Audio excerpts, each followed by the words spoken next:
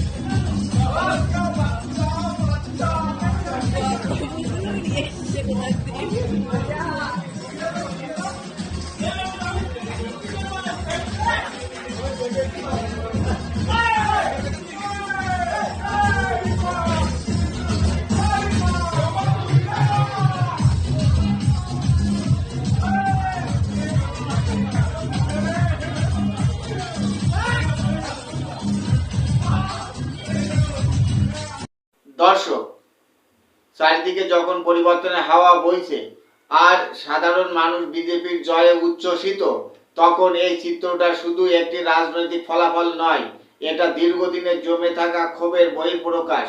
নারী, পুরুষ, যুবক থেকে প্রবীণ সবাই যেন এই ফলাফলের নিজেদের জয়ের স্বাদ খুঁজে পাচ্ছে। সবচেয়ে তাৎপর্যপূর্ণ বিষয় হলো, যাদের সাধারণত নিরপেক্ষ থাকার কথা, রাজ্য পুলিশ এবং প্রশাসনের এক অংশ, তারাও প্রকাশ্যে জয় শ্রীরাম ধ্বনিতে অংশ নিচ্ছে। এর মধ্যেই একটা বড় বার্তা লুকিয়ে আছে। এতদিন যে প্রশাসনকে শাসক দলের প্রভাবাধীন বলে অভিযোগ উঠত, আজ সেই ব্যবস্থার মধ্যেও পরিবর্তনের ইঙ্গিত স্পষ্ট। আজ প্রশাসনের এই দৃশ্য বলে দিচ্ছে, মমতা সরকারের হাত থেকে তারাও মুক্তি চাইছিল। কেন্দ্রীয় বাহিনীর জওয়ানদের সেই উল্লাসে যোগ দেওয়াটাও আরো বড় প্রতীক। এটা শুধু রাজনৈতিক জয় নয়, বরং একটি মানসিক মুক্তি, যেখানে ভয় বা চাপের পরিবেশ থেকে মানুষ আজ বেরিয়ে এসেছে। এই ফলাফলকে অনেকেই দেখছেন 14 বছরের তথাকথিত অপশাসনের বিরুদ্ধে মানুষের রায় হিসেবে। অভিযোগ ছিল দুর্নীতি, স্বজন পোষণ, রাজনৈতিক হিংসা এবং সাধারণ মানুষের কণ্ঠরোধ। এই সব কিছুর বিরুদ্ধে জমে থাকা ক্ষোভই ভোট বাক্সে বিস্ফোরিত হয়েছে।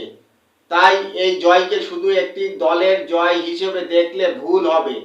এটা সেই সব মানুষদের জয় যারা নিজেদের বঞ্চিত, অবহেলিত বা নিপীড়িত মনে করতেন। মা বোনদের নিরাপত্তা, যুবকদের ভবিষ্যৎ, সাধারণ মানুষের অধিকার, এই সব প্রশ্নের উত্তর খুঁজতেই মানুষ পরিবর্তনের পক্ষে দাঁড়িয়েছে। অনেকের মতে এটা এক নতুন শুরুর সংকেত, এক ধরনের নতুন স্বাধীনতা, যেখানে মানুষ আবার নিজের মত প্রকাশ করতে পারবে, ভয় ছাড়া বাঁচতে পারবে এবং প্রশাসন সত্যিকারের নিরপেক্ষ হবে। এই আশাই এখন সবচেয়ে বড় শক্তি। আর কি বলবো, যা বলার আপনারা বলবেন। আপনারা দেখলেন, শুনলেন, বুঝলেন, জানলেন। মতামত কমেন্ট করে জানাবেন। আর ভিডিওটি ভালো লাগলে লাইক, শেয়ার এবং সাবস্ক্রাইব করতে ভুলবেন না। প্রাইম বাংলা টিভি দেখার জন্য ধন্যবাদ। ভালো থাকবেন, সুস্থ থাকবেন, সবার জন্য শুভকামনা রইল।